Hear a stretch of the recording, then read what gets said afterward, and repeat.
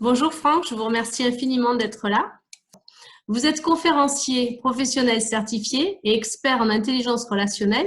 Pouvez-vous nous dire deux mots sur ce qu'est un expert d'intelligence relationnelle? Oui, tout à fait.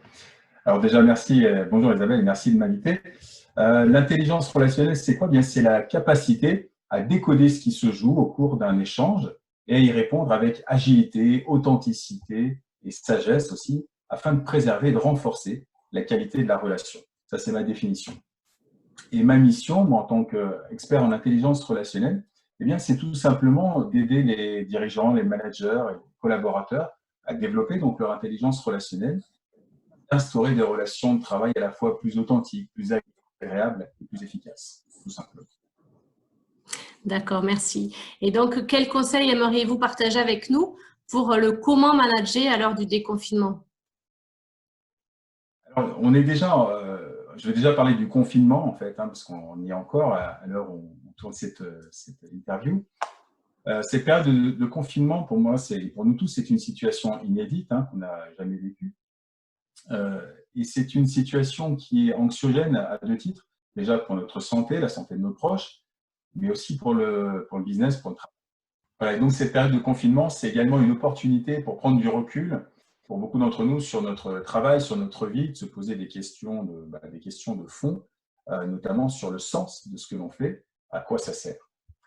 Et dans quelques jours, le 11 mai, eh bien, on va démarrer le déconfinement. Et là, on aura d'un côté bien les entreprises qui auront pour obsession d'assurer leur survie, de limiter les licenciements, et de l'autre, eh bien, il y aura les salariés qui sont inquiets pour leur avenir et qui sont aussi ébranlés par le confinement. Et les managers dans tout ça, eh bien, ils auront pour mission principale de remobiliser les troupes. Et moi, je pense que devant l'urgence de retrouver de la performance, certains pourraient tomber dans ce piège-là de considérer que le confinement n'a été finalement qu'un mauvais moment, mais que tout doit reprendre comme avant. Et ce serait à mon sens une erreur de considérer que cette situation de confinement comme anodine, parce qu'elle est tout sauf anodine. Mon conseil pour les managers, très concrètement, eh bien, c'est de prendre la mesure de la situation pour simplement réaliser que ce qui s'est passé est important, et donc d'échanger dès la reprise du travail, dès la reprise normale, entre guillemets, avec leurs collaborateurs. Et je vois ça en deux temps.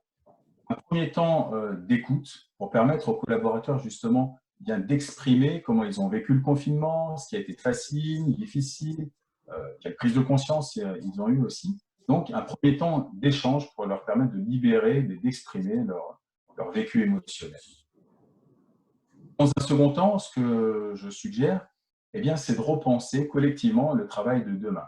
De ne pas reprendre comme c'était avant le confinement, mais de se poser des questions de fond, notamment en entreprise, quel est le sens de ce que l'on fait, et aussi individuellement, à quoi sert mon travail, quelle est ma mission, quels enseignements pouvons-nous tirer de cette situation de confinement pour travailler donc avec plus de sens, mais aussi avec plus d'efficacité.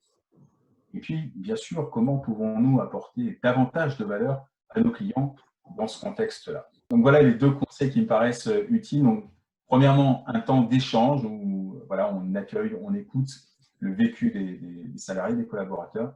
Et deuxièmement, un temps de réflexion collective sur les enseignements tirés du confinement, sur le sens à donner au travail de demain. Alors, quels conseils pourriez-vous donner aux managers pour savoir écouter? Oui, alors effectivement, vous avez raison Isabelle, savoir écouter, ça s'apprend.